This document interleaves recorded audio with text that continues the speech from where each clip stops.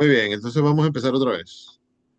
Hoy es 11 de diciembre del 2024, ah, y estoy reunido con la clase, con el grupo de lengua española 1 de la Escuela de Idiomas Modernos de la Universidad Central, y vamos a continuar el tema que comenzamos el lunes 9, que es el rigor académico, no, el rigor metodológico y la creatividad en la escritura académica.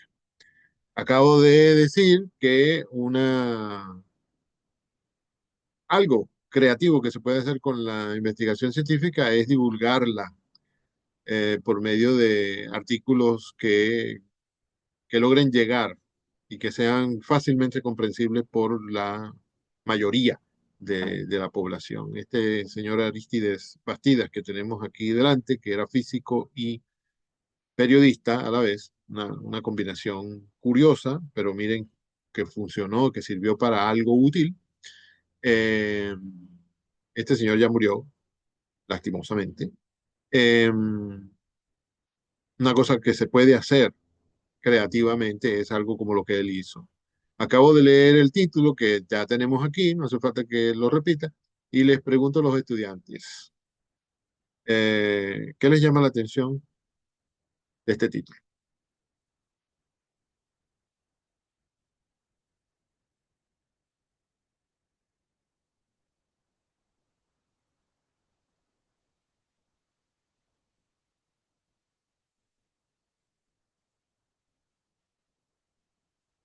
Caramba. Bueno, a mí me llama la atención la longitud del título. Normalmente los títulos, especialmente en el periódico, tienen títulos, los artículos, especialmente en el periódico, tienen títulos bastante breves. Este artículo normalmente se hubiera llamado, si no fuera de Bastidas, normalmente se hubiera llamado El universo de los antiguos. Es más, yo me refiero siempre a él así, el universo de los antiguos. Ah, por cierto, que si tuviéramos que escribir sobre él, una indicación que da la metodología de escritura académica, el manual de APA, por ejemplo, y los otros también lo hacen, una forma de referirse a un artículo que tiene un título tan largo sería simplemente decir las primeras palabras, sobre todo si las primeras palabras son así como medio atractivas, como en este caso, y poner puntos suspensivos, ¿no? Como es un artículo, habría que ponerlo entre comillas y los puntos suspensivos entrarían dentro de las comillas.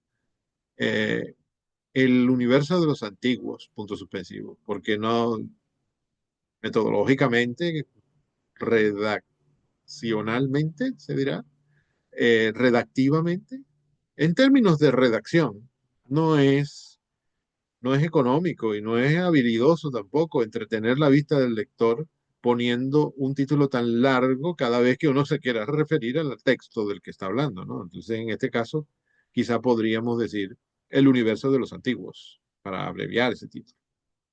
Repito, con comillas y con puntos suspensivos dentro de las comillas.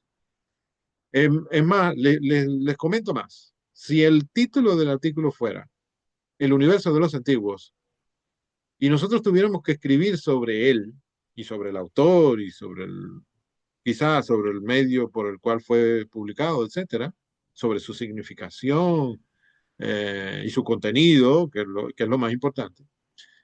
Si se llamara, o sea, si se titulara El universo de los antiguos, podríamos abreviarlo cada vez que lo fuéramos a nombrar, poniendo el universo, puntos suspensivos. Mucho más económico. Siendo, no es que en ese caso nada más habría que hacerlo. Con este título tan largo también podríamos abreviarlo poniendo simplemente el universo, puntos suspensivos. Menciono esto porque tiene que ver con la escritura académica también. Eso también en trabajos muy formales en la universidad, trabajo de grado, por ejemplo, la tesis, tenemos permitido hacerlo así, porque nos lo aconsejan los manuales. Eh, y eso yo creo que tiene alguito eh, de creatividad, ¿no? Es la creatividad la que nos permite encontrar formas de referirnos a las cosas y que no sean perturbadoramente confusas o que sean demasiado largas, ¿no? Por ejemplo, las abreviaturas y las siglas y los símbolos son eso, una muestra de la creatividad que puede tenerse, de la libertad que tiene que tenerse también dentro del rigor académico, dentro de la estricta estructura que tiene que tener una investigación académica o científica, que al fin y al cabo es más o menos lo mismo, eh, en que hay que hacerlo así, con rigor, con un método que no se salte pasos, que no descuide ningún detalle, porque si no lo hacemos así, el resultado de la investigación no es confiable, o por lo menos es menos confiable. Y cuando ya uno siente una pizca de desconfianza en algún dato, en algún numerito, en alguna palabra que utiliza el científico que hizo la investigación, ya cuando uno siente esa pizca de curiosidad, ya siente ganas de volver a hacer la investigación para corroborar si será de verdad este resultado el que nos han, este resultado que nos presentan, el que de verdad da esa realidad. Porque la ciencia en general, que se incluye las ciencias humanistas, tratan de la realidad, de lo que hay en la realidad, de lo que existe. Ciencias como la física, la química, la biología tratan de cosas que existen y que se pueden tocar. Las ciencias humanistas en general tratan de realidades abstractas, ¿no? Porque si uno dice, bueno, yo voy a hacer un trabajo en literatura, eso es abstracto, ¿no? El texto sí, está impreso en papel, que es una cosa tangible, pero eso no es lo verdaderamente literario, lo verdaderamente importante en un texto literario. Lo verdaderamente importante está dentro, por encima, en la mente, en el espíritu. ¿Ustedes han visto algo más abstracto que el espíritu? Bueno, las ciencias tradicionales no tratan del espíritu. Eh, Son las ciencias humanistas o las ciencias que estudian lo intangible del hombre, las que hablan de eso. Psicología, por ejemplo, habla de la mente. La mente no es el cerebro. El cerebro se puede tocar. Primero hay que abrir un hueco en el cráneo, sí, pero, gran cosa. Pero es tangible, es un órgano del cuerpo, tiene materia. Pero la mente, ¿qué es la mente? ¿Dónde está la mente? Dentro del cerebro. ¿Quién dijo que es en el cerebro? No, eso no se puede tocar y sin embargo existe una ciencia que estudia eso.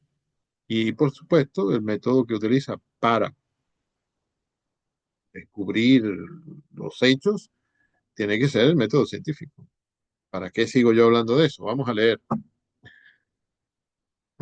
Me ponen nervioso cuando están tan callados. El universo de los antiguos era como una gran cosa dentro de la cual vivíamos. En la actualidad pareciera no tener fin. Escrito por Arístides Bastidas. El estudio del universo es un ejemplo clásico de que mientras más avanza la ciencia, más lejos estamos de la verdad. La verdad. No hay nada más abstracto que la verdad. Antes dije que no había nada más abstracto que el espíritu, pero ¿qué importa? La verdad. Eso busca el estudio de la ciencia, ¿eh?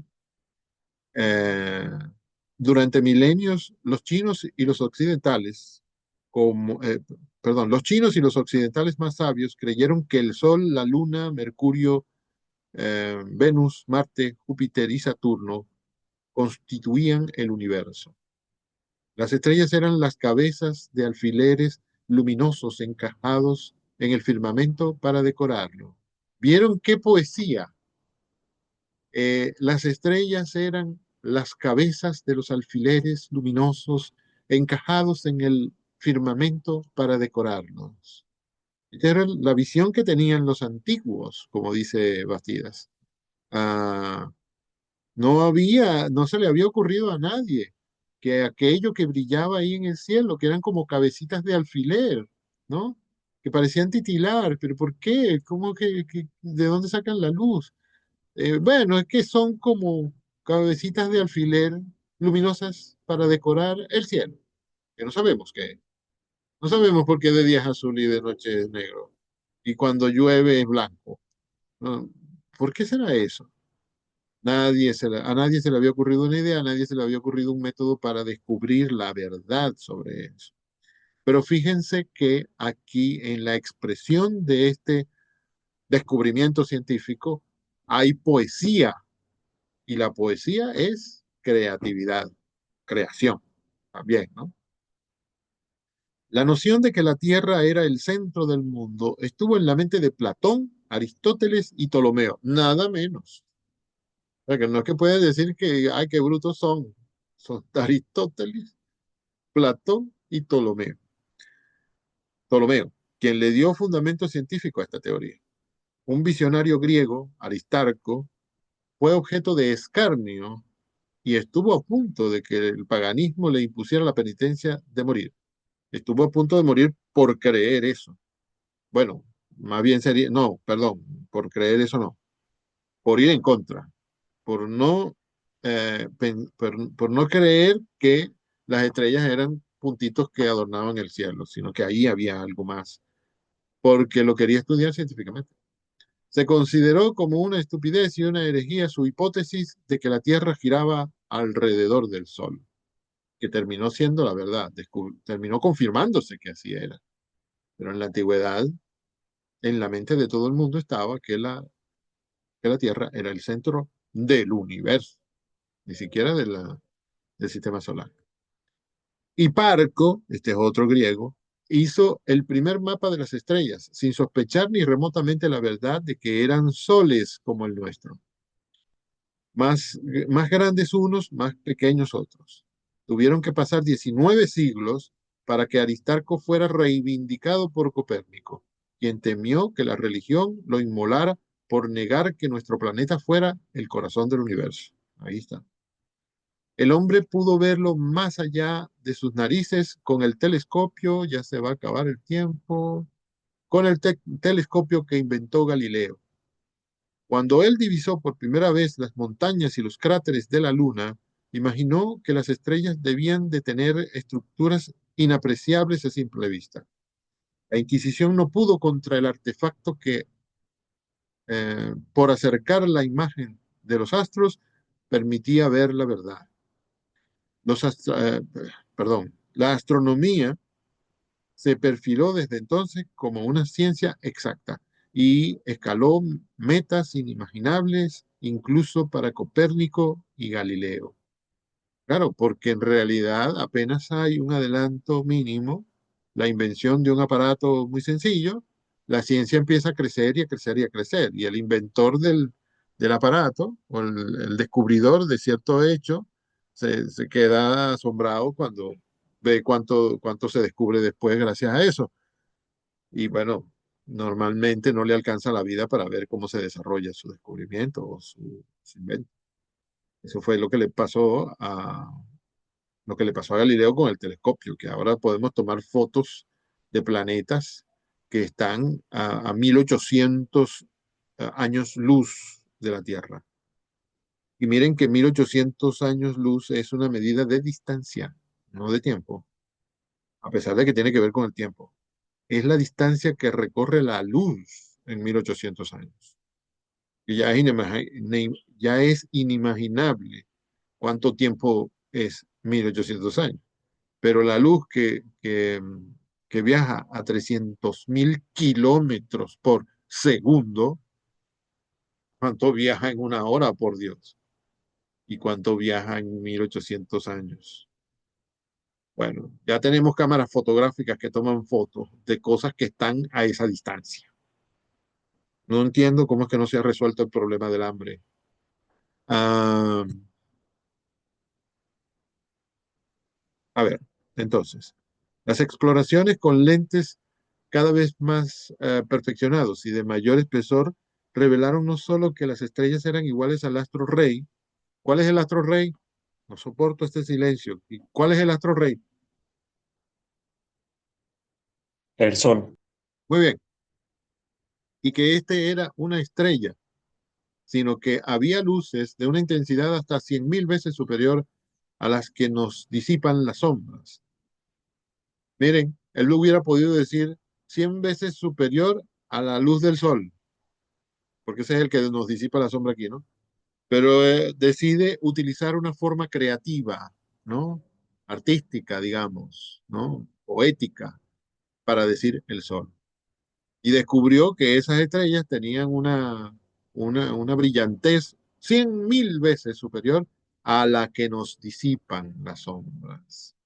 Se supo que el mapa de Hiparco, que agrupa las estrellas que veíamos en una noche, es ahora uno de los más insignificantes ante los millones de enjambres que captan los telescopios.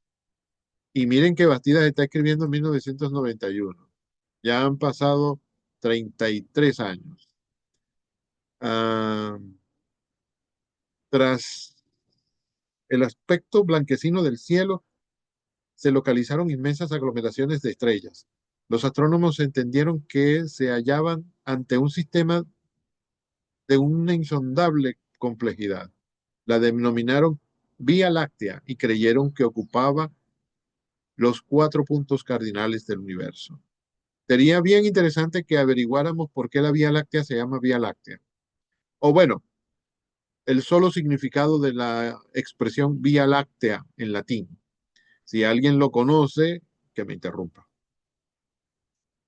En las primeras décadas del siglo XX, en el cual está él, en las primeras décadas del siglo, Einstein hacía sonreír al mundo al afirmar que el cielo era mentiroso.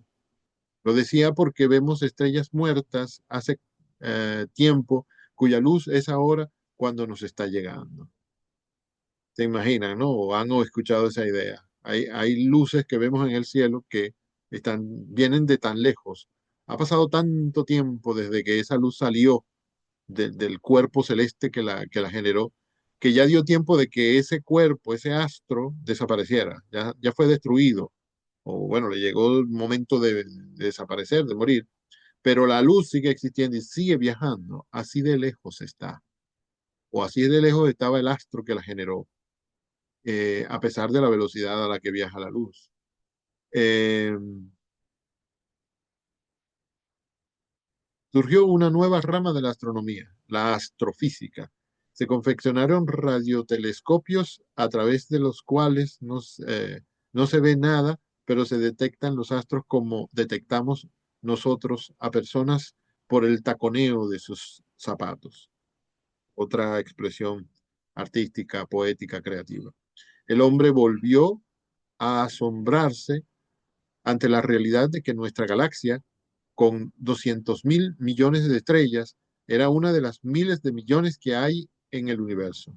Actualmente los observadores del planeta les siguen el rastro a grupos de galaxias que se desplazan en línea recta a 60.000 kilómetros por segundo.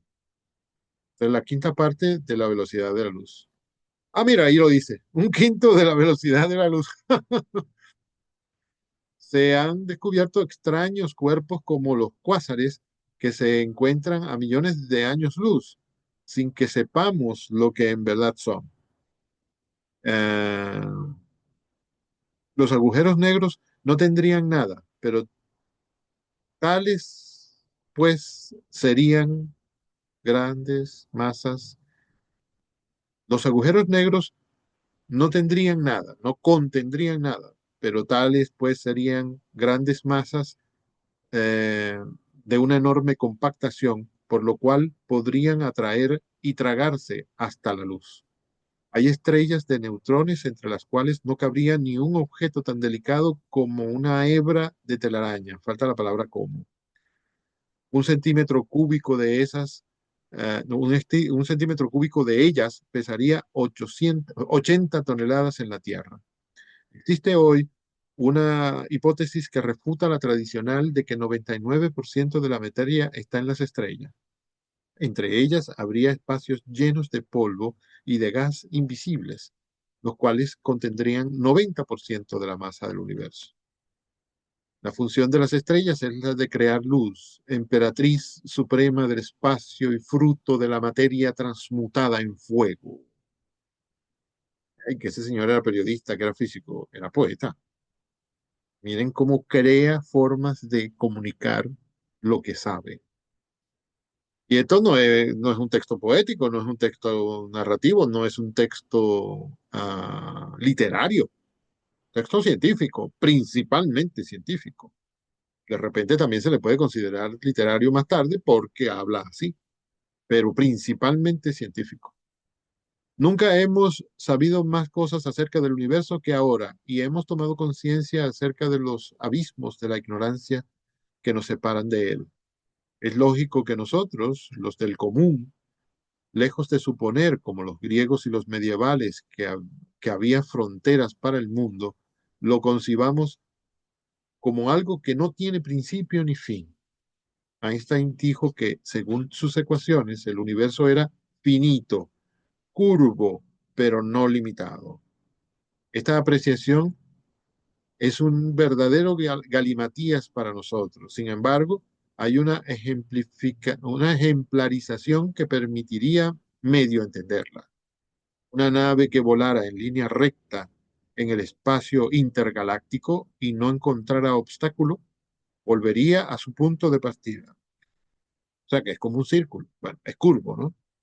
Una persona superbiónica que mirara en línea recta en el mismo espacio podría verse de espaldas a sí misma. Ajá. Y 6 de diciembre del 91. Entonces, a ver, ¿qué comentario me hace? Ahora no Profe, les estoy preguntando por el título, sino por el contenido. Falta un minuto. Ok, no, de hecho yo le gracias. iba a decir ya con el título que esto, además de ser largo, en cuanto al título, es más bien muy poético. Sí. Él utiliza muchos sinónimos y palabras como muy decoradas, muy bonitas para explicar el tema del universo como tal.